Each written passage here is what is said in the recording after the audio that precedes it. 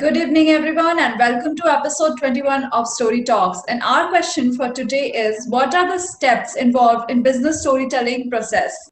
I'll share the 6 steps involved in business storytelling process. These steps, include right from creating the stories to optimizing the story content based on customer or audience insights. So the step 1 would be craft these stories or create these stories, whether it is text, podcast, video. So creation of the stories is the first part. The second part is sharing these stories online and offline. You can share these stories on social media, on your company website. Maybe the founder can share some parts of the story in interviews and so on. And founder or CEO can also share organization story or the founder story in their public talks, public speeches. Third step is engaging with audience. So when you post your story, especially on social media where there is an interaction, unlike mass media, then people will maybe appreciating your stories, having queries. So you have to engage with your audience, answer their queries, thank them if they have appreciated, your content.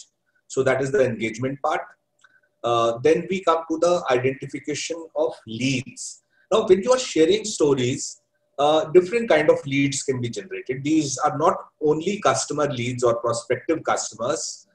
Besides that, there can be leads for other stakeholders in alliances also. For example, somebody may inquire, I want to become your dealer. Somebody may inquire that we want to become your vendor. Somebody may inquire that we want to collaborate with you for events. So you may also generate leads for alliances through your stories. And stories are powerful in terms of attracting like-minded people, because people emotionally connect through stories. So like-minded people will be attracted to your content.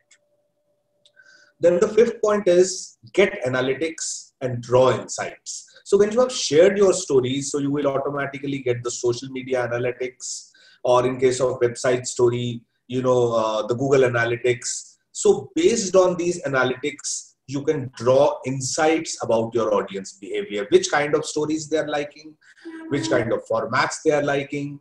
Maybe the company is selling products to 20 countries, and different countries people may have different preferences in terms of formats. So you will get all this data, and based on that you can draw insights. What kind of stories are getting popular? What kind of stories are getting good response? What kind of stories are going viral in which culture? Then finally, the last step is optimizing your content based on these insights. So sometimes you will have, these insights based on which you need modification in your content, or you may need modification, in terms of the target market where you are running paid campaigns of social media. You may need to, make some kind of modifications in your content, in your promotions, in your, targeting. So you will get all the, information through data and insights. Based on that, you can optimize your campaign. And this is an ongoing process. So, then I would say maybe the seventh step can be, like we say, rinse and repeat. So you repeat the whole process again, then you post stories again, then you share them, and so the whole process is repeated. Thank you. Thank you so much, sir.